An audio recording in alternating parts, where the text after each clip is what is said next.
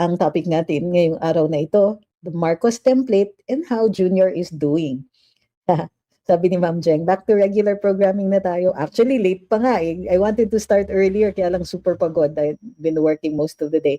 So, anyway, yun. Bakit natin pinag-uusapan si Marcos Sr.? Well, because may nakikita tayong mga similarities. And because 2026 is going to be a make or break year for either party. Well, mostly for them. Mostly for BBM's group. Bakit? By 2027, most politicians will be gravitating towards the strongest candidate. And right now, supported also by the surveys, ang strongest candidate for 2028 is none other than the Vice President. Of course, may mga wannabes dyan. Senator Risa Hontiveros has political ambitions and has announced that she is ready and willing to be the opposition standard bearer. Nax. On the other hand, nagvo-volunteer din po si Secretary John Vic Remulla. He said that he's available. They're not shy, ha? So nakikita natin na this early, mayroong mga nagpupresenta. But still, considering how low Senator Risa is registering, and let's not even discuss how Secretary John Vic Remulla is appearing in any of the surveys because he's not. Of course, waiting in the wings, I think, is of course Senator Pam Aquino. I don't think we're going to have to be able to discount that. And it's very clear that his ambition talaga is to at least attempt it. So, among all the wannabes, only VP Inday Sara is actually registering above, 30%. So, she's safe. If elections were conducted now, no question, nanalo siya. But 2026, this is a different story. Bakit?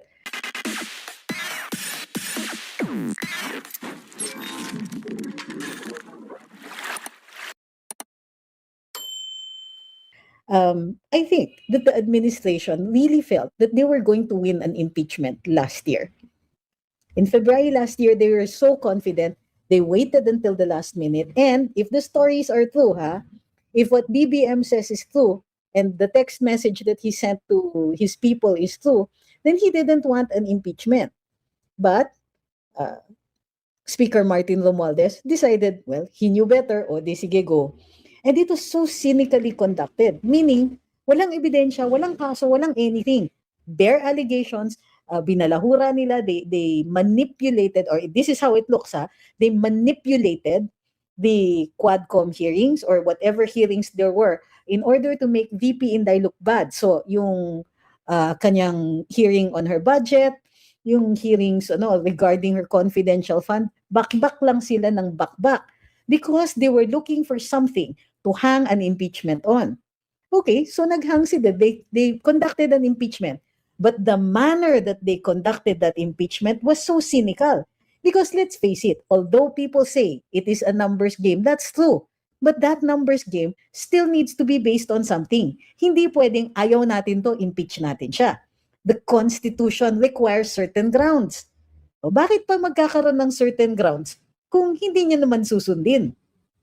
And yan ang nakita natin, yan ang nakikita natin during the conduct of the impeachment in the House proceedings. Ang nakikita natin, walang kaso talaga, gumawa sila ng kaso. Walang ebidensya, they pretended to have evidence. Did they present it? No. Did they even show the articles of impeachment to all the congressmen? No. Mayroon bang discussion? Even worse, no. They were having a caucus and there is no evidence that they even had a modicum or kahit kwentuhan man lang about the charges or the evidence. So of course, pagdating sa Korte Suprema, the Supreme Court sees this right away and says, what impeachment? You didn't conduct an impeachment. There wasn't even a pretense at due process. Sir Bruce. Nananaginip yun. Sir, wake up. Okay, nagising na. Sir Bruce was having a bad dream, so I had to wake him up. Sir Bruce. Sir, you move here. Sir, here, stay here beside me. Ayaw mo talaga.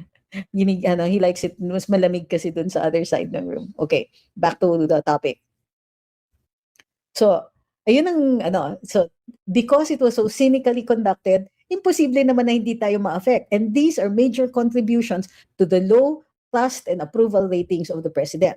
In addition to that really badly conducted impeachment, well, at any rate, the impeachment was conducted. I mean, let's face it, they really wanted VP Inday out, and they really thought they were going to win. Okay, so they lost, and they lost badly. 1 year. That 1 year is coming up in February, and there is no question that they're at least going to try something. Okay, let me ask this. Is my audio really bad that I have to stop the live? Okay. All right, hindi naman pala. Let's continue. So they conducted an impeachment. Akala nila mananalo sila. Talo. Kinuyog nila ang social media ng ilang ng mga trolls nila trying to create the narrative na corrupt si VP Inday. Naapektuhan ba? Hindi. The latest surveys reveal, The latest surveys reveal, solid ang DDS vote. As in, hindi natitinag. 40% pa rin. At may emerging Gen Z voters who are pro-Duterte. So anong ibig sabihin yan? In the past 3 years, all of the pretenses that the administration had been doing, lahat ng communications operations nila, hindi nag-work. In fact, it backfired. Kakabakbak nila kay VP Inday Sara, sila ang natatamaan. Sila ang nasisiraan. Kaya -3 si Pangulo sa social weather station at -14 ang net approval and trust ratings sa Pulse Asia. So now, it comes down to this, 2026, halos last minute na naman sila. Paano nila mapupull off itong pagtatanggal kay VP Inday? Ganyan sila walang, ano bang tawag doon? Walang credibility itong mga ito. Tapos magko-conduct sila ng ops against somebody na super kapit, super solid ng support. Not bloody likely. Which means the administration is desperate. So let's have a look at his father. What did his father do? Si Marcos Sr. was able to hold on to power for 20 years. It wasn't exactly legal, but he made it appear so. So, ano yung mga elements? Ano yung playbook? Ano yung template na in-establish ng tatay ni BBM? Well, unang-una, constitutional and legal manipulation. Ang pagka-elect kay Marcos Sr., legal. No question, he's very popular and he did all the right things during elections. May sine-sine pa nga yan, di ba? He had a a beautiful wife who learned very early on how to campaign, how to make people feel at home, close, all that. She was very, very good. So, yun yung secret weapon niya. President Ferdinand Marcos Sr. won by something like 1 million votes over his nearest opponent. And the reason for that was Imelda Marcos. So, he came into office democratically, legally elected in 1965. And then he won again his re-election in 1969. But by now, Marcos had gotten a taste of power. He knew he was good at it. He knew his leadership was strong, it was stable, but he wanted more. So in 1972, he declared martial law. Ang dahilan? May civil unrest daw. At ginamit pa niya yung lumalaking communist insurgency to justify this martial law. It wasn't, while it could have been justifiable considering lumalaki yung insurgency, martial law really was his instrument to extend power.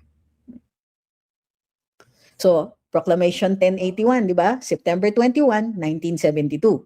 It was a martial law that would last until 1981. So, while under martial law, he changed the constitution. Now, is this starting to sound familiar?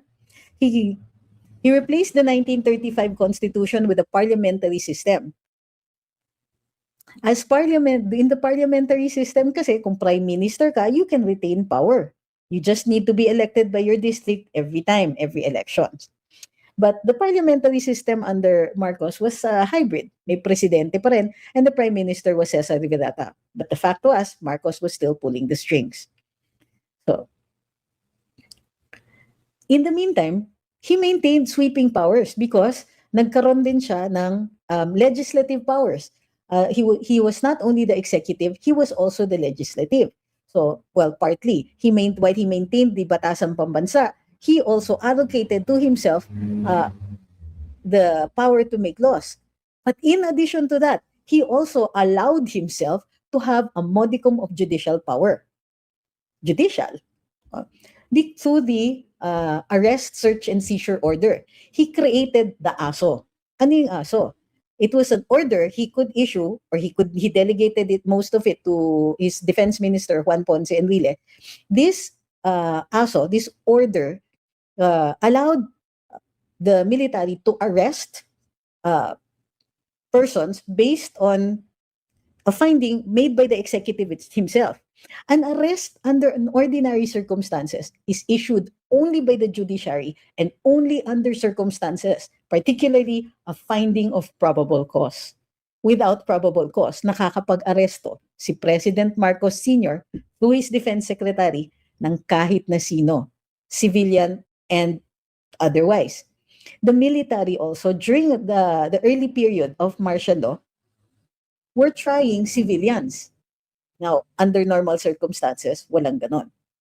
Now, Marcos also, speaking of martial law, Marcos also used the military, and he used it well. Kinokontrol niya yung promotions, nililimitan niya dun sa mga super loyal lang sa kanya, tinaasan niya ang budget for the military, but then he also allowed the military to enforce curfew and to censor media. Nag-create pa siya ng mga paramilitary groups and allowed private armies. Nang sa gayon, mas kontrolado ang mga tao. So, bago tayo magpatuloy, huwag pong kakalimutan, like, share, follow, and subscribe. So, magandang gabi kay Sunshine. Maraming salamat. Nandito po kayo. Maraming salamat kay Lee Alan Solares. Tama ba yan? Number 1, siya? Number 1 gifter siya.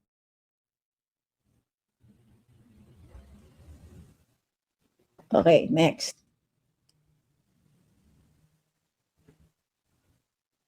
Okay, next. Okay, Happy New Year, everybody. Balik na tayo dun sa topic. So we don't even need to mention human rights, pero officially, 3,240 killed, 35,000 tortured, 70,000 incarcerated. So, ano pa ang ginamit ni Marcos Sr. to retain power? He kept economic control. And you know how he did it? So his cronies. So inawardan niya yung mga cronies niya ng virtual monopolies sa asukal, sa coconut. There were some that he gave franchises to the media. Yung media, inagaw niya yung iba pinamigay dun sa mga cronies niya. So it came to the point that the people who were the richest in the country were totally dependent on the president for their wealth or other opportunities. Dito din, sa period na ito, nasanay yung mga mayayaman, what we refer to now as the oligarchs, rightly or wrongly, dito sila nasanay na to do business by demanding a monopoly or negotiating with government for monopolies. This was where nagkaroon ng unholy alliance between big business and the legislature. Big business would fund the elections of politicians, and the politicians would owe them favors. So many of our laws were crafted to protect certain industries, to guarantee some of the monopolies that to this day quite possibly exist. There could be duopolies too, or cartels, such as yung cartels sa importation ng pagkain, or dun sa tinatawag na rice cartel of middlemen na bumibili sa mga magsasaka. So, economic control. Yun nga lang, habang tumatagal, they couldn't sustain the Philippine economy. Masyado na siyang broken. So, to keep it afloat, Marcos would take out loans.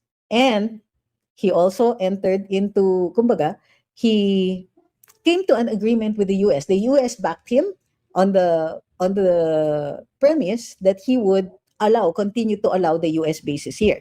Yung US bases kasi yan, bunga yan ng parity rights. Bunga yan ng so-called pagkilala sa ating independence. Papakawalan tayo ng US, pero kailangan may parity rights up to the 1970s, from World War II until the 1970s, and then mayroon silang US bases sa Pilipinas. So nung nag-e-expire na, nagdi-demand na si Marcos ng bayad. Pero he continued to allow the US bases. Ito ang isang paraan to consolidate his power. In addition, minamanipulate niya yung mga eleksyon. Minsan magpapapanalo siya ng ilan, barya-baryang amounts ng opposition para makapasok sa gobyerno and to make it look to the world na, oy, democratic pa rin ang Pilipinas. But really, they were cheating during elections so that the outcome was always a foregone conclusion. Siguro, nasanay din ang ilang mga politiko na nakokontrol nilang eleksyon, which is why to this day, there are strong suspicions about the COMELEC. Okay. So, now, in comparison, how does Marcos Jr. fare? Well, di ba si Marcos Sr., the first thing he did was to declare martial law. We don't see BBM declaring martial law, but we do see him co-opting the military in the same way. So, the military now, unlike the more activist military of previous administrations, hindi na sila kumbaga, they're less likely under Marcos Jr. to fulfill their mandate or interpret their mandate to protect the people in a way that might have a power change or power shift. You know what I mean? Okay? So, yung co-optation of the military, it looks like that's what's happening even now with the very active participation of the defense minister in creating even policy on international relations, which is exclusive to the president.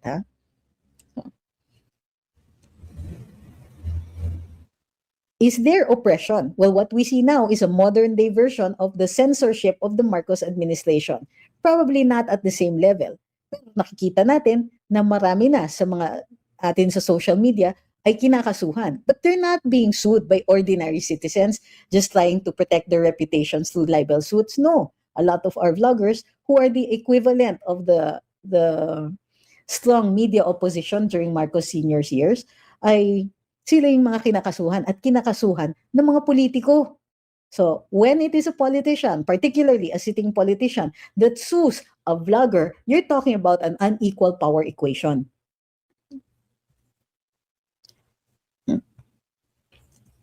Next. So, but look at the very first thing that they attempted. Charter change. Okay. Ibig sabihin, early on, kailan ba nag-umpisa ang charter change? 2023, kung di ako nagkakamali.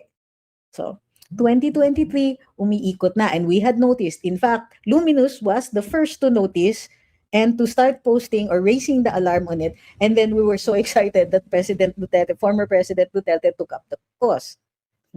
They tried to change the Constitution. At hindi masyadong halata on the part of Marcos Jr. Kasi ang gumagalaw nung una, it was Speaker Martin Romualdez. Pero even Speaker Martin Romualdez, patago-tago, pa-deny, pinapalabas nila, hindi organic yan. Ay, naku, obviously not. It was not organic. And eventually, umamin din ang ilang mga kongresista na sila yung nag-uumpisa, lalong-lalo na sa kanilang mga distrito. What was the purpose for charter change? On its face, it was to give Congress the power to initiate it. Ibig sabihin, kasi sa saligang batas, kailangan both the House and the Senate ay magtutugma para magkaroon ng Constituent Assembly or Congress or Constitutional Convention. So, kailangan nagkasundo sila. Pero yung amendment na gusto ni na Martin Romualdez, kahit House mag-isa, wala yung Senate, or kahit yung Senate mag-isa, wala yung House, pwedeng mag-propose ng Constitutional Convention or Constituent Assembly. Na bakit nila gusto yung power na yon? Alam ni Speaker Martin na hindi nila kakayanin ang Senado because ang Senado traditionally opposed sa presidente yan. Pahihirapan nila, it wouldn't be that easy. And they were planning to propose such a radical change, the shift to parliamentary, so that either a Marcos or Romualdez would continue holding power.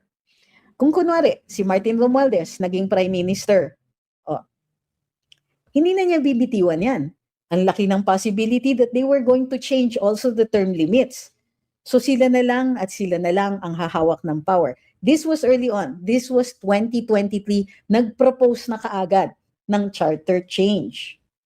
Okay? So, pareho sa Marcos template, the charter change. Ang difference, weak at magkaiba na ng saligang batas o ino-operate na saligang batas yung mag-ama.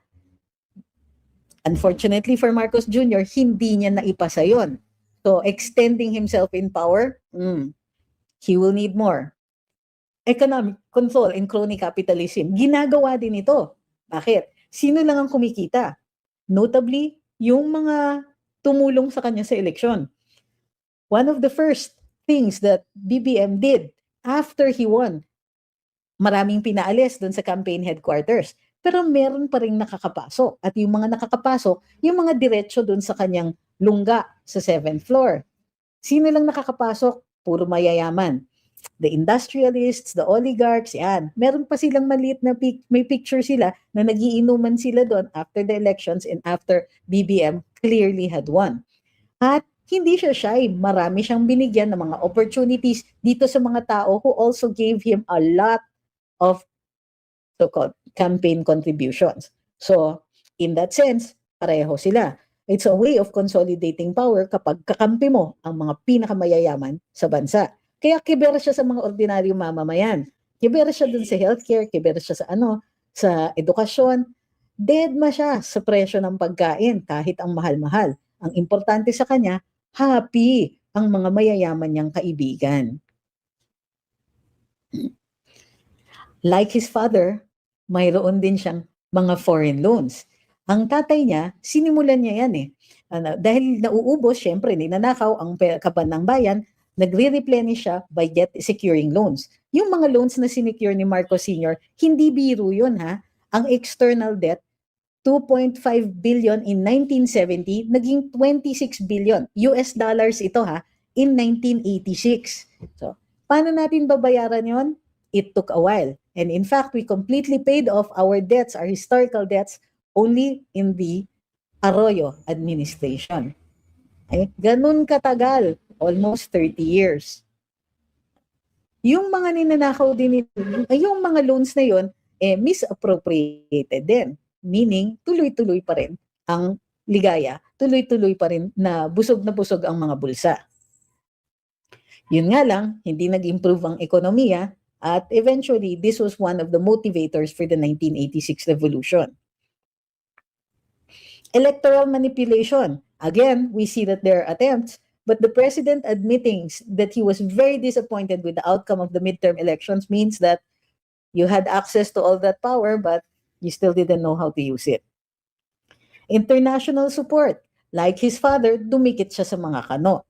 Later on, his father nilaglag ng mga kano because in the end, a more popular government or more popular candidates will trump an unpopular and virtually powerless leader. So, sa madaling sabi, I think that to some extent, si Marcos Jr., ginagaya niya yung yapak ng tatay niya. The problem is, mahina talaga siya. In the end, tama si PRD, weak. He's trying, nevertheless, dapat tinitignan natin.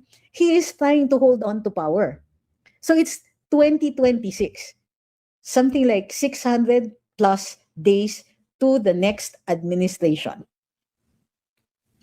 So, what is he going to do? He is desperate. In the things that his father did, he failed at least half of them. Mahina talaga. So, leadership-wise, talagang walang accomplishment itong si Marcos Jr.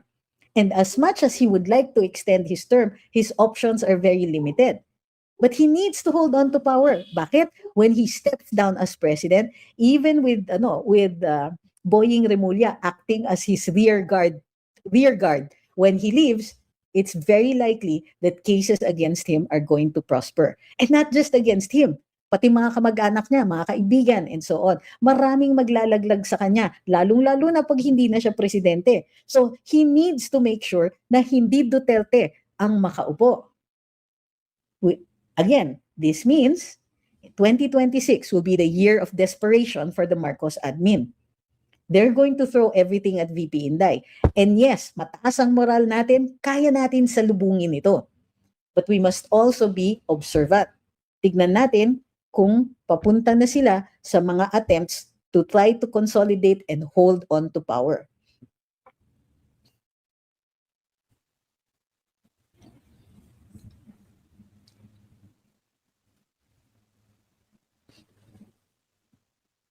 So, moral of the lesson? Moral of the lesson here is, huwag tayong kampante because last chance ang 2026 for the Marcos administration. Last chance. Kasi by 2027, bumabalimbing na ang ibang mga politiko. And from what I hear, a lot of them nag-iisip na. And I'm sure it's coming down to a nail-biting decision. Di ba? Kaya ko na bang bumitiw sa perang makukuha ko at lumipat na kay Inday ngayon? Kasi kung late magsilipatan yung ibang mga politiko, good luck na makalapit sila kay VP Inday. She will of course remember yung mga tao who have been loyal because that's really what you reward. You reward loyalty. So, again, it comes down to this. Be vigilant kasi 2026, last shot na ni BBM.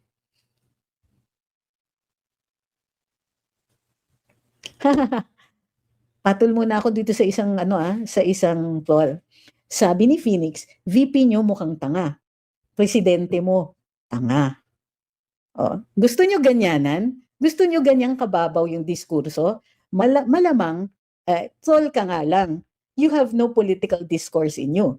So kung maghihirit ka ng ganyan, masasaktan lang kayo sa amin. Kasi sa totoo lang, wala kayong nagagawa. Gusto nyong malaman kung gaano ka-worthless yung language ninyo na ginagamit? -14 ang trust at -15 ang approval ni PBBM. Yung idol nyo, natatalo sa ratings game. Hindi popular yung iniidolo nyo. Ibig sabihin, kahit insultuhin nyo kami, mas tumitibay lang ang kapit namin. Mas tumitibay lang yung kapit-bisig namin. Mas tumitibay ang DDS o ang mga pro-Duterte. So, kawawa naman kayo. You can do all of that. You can insult us. You can go home and and talk trash about us. But you're not convincing anyone. At yan ang classic mistake ng mga pinks noong 2022. During the campaign, they were condescending, they were insulting. They forgot the most basic principle of elections. It's numbers. Kung iinsultuhin nyo yung mga botante, kung iinsultuhin nyo yung biggest group that identifies with itself, 40% ang DDS. Di ba? Kung iinsultuhin ninyo yung majority, saan kayo pupulutin? Mananalo ba kandidato ninyo? Kung masama ang loob ninyo ngayon na nakakapagsalita kami ng ganito, I assure you, lalagnatin kayo pag nanalo si VP Inday.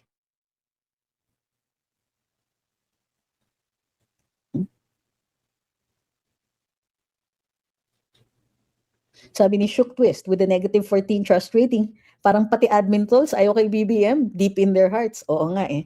So itong mga pumapasok na trolls dito, huwag kayong mag-alala, naiintindihan ko, trabaho lang yan.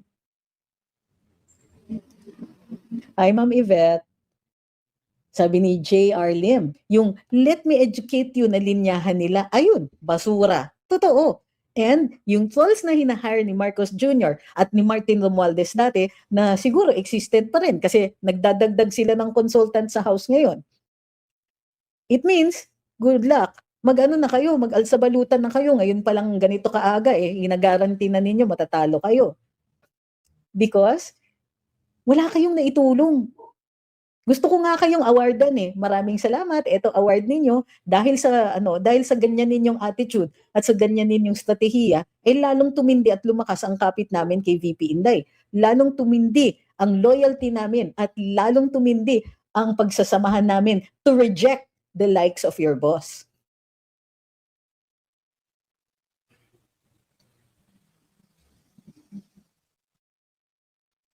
Sabi ni Even, sana wag kang maging bias. Ma'am, sana pag nagsasalita ka dyan, you're trying to sound intelligent pero hindi mo kaya yung term na biased. Ang bias po kasi is a sewing term. Yun yung tiklop, di ba? Sabi niya, try nyo nga sabihin mga mali ni Sarah. Bakit? Ako pa gagawa ng trabaho mo? Gawin mo yung trabaho mo. Ako pa talaga ang pagaganyanin nyo? Wala po kasi akong nakikita Probably sometimes she loses her temper, pero tao lang yun. Anong mali ang ginawa niya bilang vice presidente? Wai. style nyo bulok. Gusto nyo kami pa yung magsabi? Kayong maghanap. The fact is, kaya mo sinasabi yan, wala kayong mahanap, wala kayong matira, gusto nyo kami pa ang magsasabi niyan. Tumigil ka nga dyan. Style nyo. Sabi ni Just, only Inday on the 18th. Ano, on the 18th? The 18th president.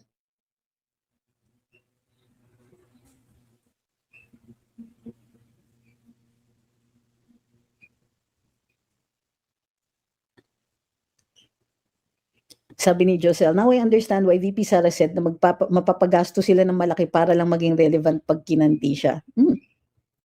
Hi kay Reynaldo, good evening from Sub-Saharan Solid. Ma'am, sa mga Duterte, never again for Marcos.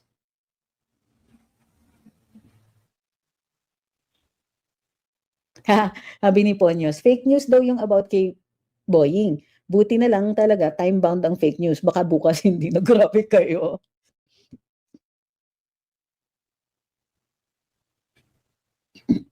Sabi ni Renzo, grabe no, parang hindi tinatabla ng paninira si Inday. Ang tibay. Ang nakakatawa niyan is they're actually doing our job for us. Dahil ina-attack nila si Inday, yung sympathy sa kanya napupunta. Ngayon, umaangat ang ratings niya and there's nothing they can do to stop it.